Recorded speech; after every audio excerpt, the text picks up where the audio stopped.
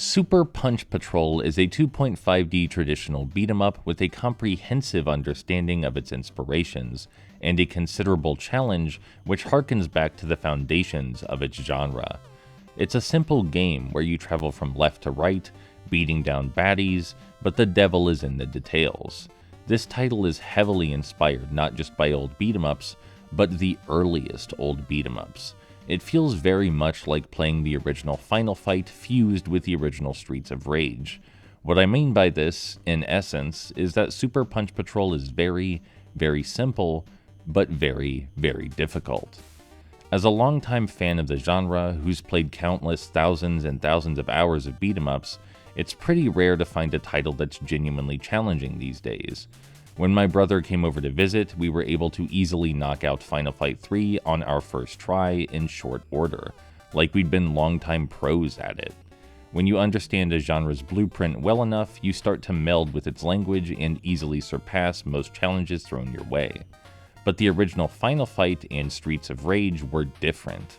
Being challenging was not just a chief concern, but the foremost concern for those games.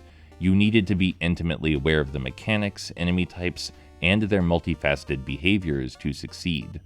Such is the case with Super Punch Patrol.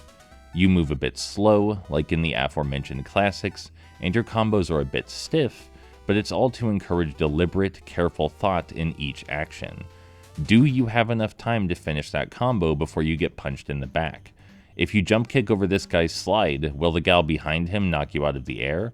Is it really worth it to use a desperation move here, or should you just tank the damage?